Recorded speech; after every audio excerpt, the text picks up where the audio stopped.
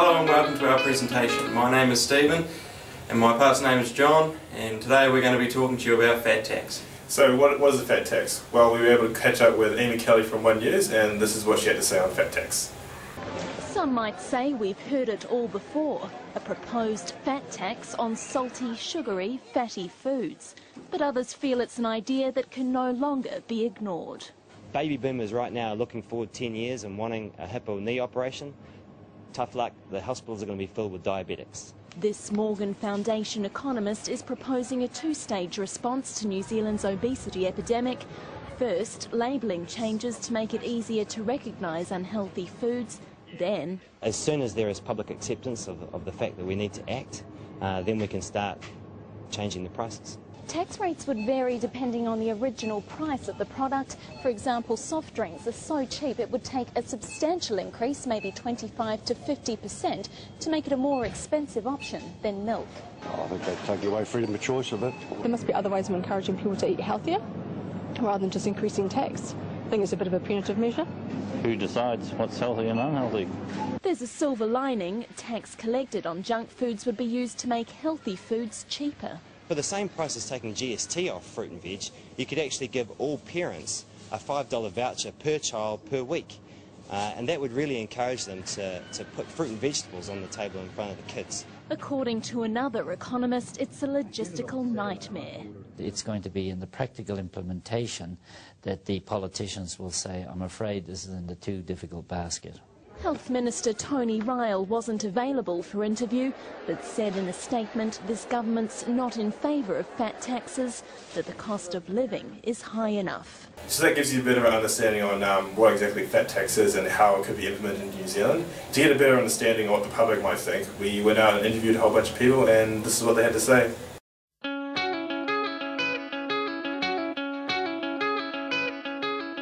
Although I think it's a nice idea, I don't think it would work in New Zealand in the same way it's worked in other countries. I think a country like Denmark has got a very different socio-economic mix, and I think that would make a huge difference as to whether or not a fat tax approach would work. I just see it as a really negative way of looking at the problem of obesity, and I'd like to see more positive methods of tackling the problem, such as encouragement of sports. No, I think it's too unrealistic. I don't think it would ever be able to happen. Why do you think it's unrealistic? I just don't think the government would be able to implement it. I just don't think it would ever happen. Not really, no. And why do you think it wouldn't work, and what do you think would work? Because people will still buy the fat food, even if it's more expensive, because they want to. And what do I think would work? Making like healthier options cheaper. So fruit and veggies, that kind of thing. No. Why don't you think it would work in New Zealand? I just believe that if you taxed fatty food, put the price up, that people would still go out and buy it up to a certain level. I believe that it doesn't stop people increasing the price of smoking through increasing tax. Hasn't really reduced the amount of smoking, so why would it reduce the amount of fatty food consumption? Is there anything you think the government could do instead of a fat tax? Any other ideas? Maybe I don't know whether it should be the government directly. Maybe something like what they're doing with drinking and driving, those shock campaigns, shock ads, maybe showing be more in the face, more magazine, more radio, more TV ads where they're showing that true cost of the obesity epidemic, not just getting fat, but also the other health related issues along with it.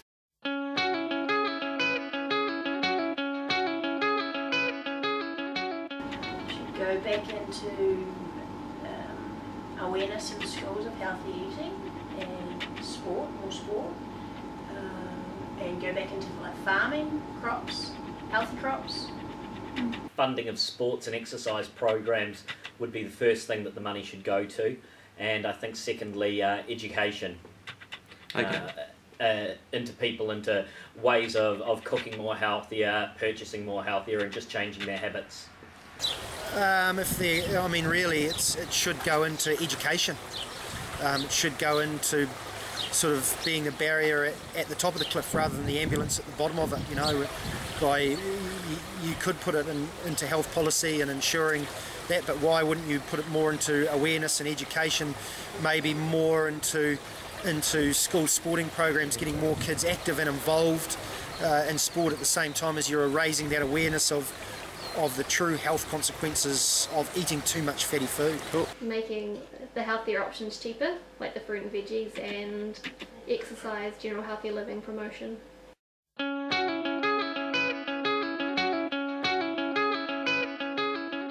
I think my main concern with implementing a fat tax is that a lot of the fattier foods are also the cheaper foods, and by putting a tax on that, it's just going to punish the poor more so than it's going to punish the rich, and I think that's going to be counterproductive. As I say, I'm a strong believer in encouraging people to do physical activity, and that comes at quite a cost. So if you're taking money away from people who might need it, it's going to be discouraging them from getting involved in some of the things that might benefit them in a more positive way. The benefits would be less obese people, which saves the government obviously a lot of money. I guess more motivation in people, especially in young adults. But there also could be some negatives, like if families are still going to spend that extra money on foods that are going to be fat taxed, so children could miss out on important things.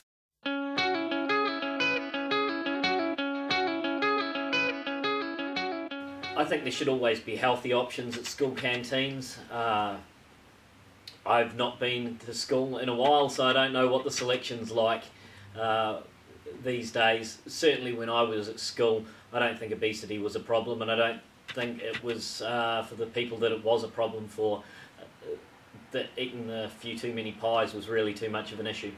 I guess it just depends on the socioeconomics of whatever school you're at. Cool. But I would say yes, it would, but again, unrealistic.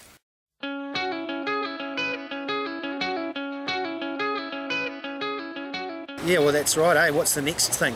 Like they're taxing, you know, they've taken away advertising on cigarettes, they're showing the true cost of binge drinking, now everybody's aware of it, but they still do it, but they still smoke. So is taxing fatty foods the answer? People will still consume fatty foods because really as adults we should be able to do what we're allowed to do.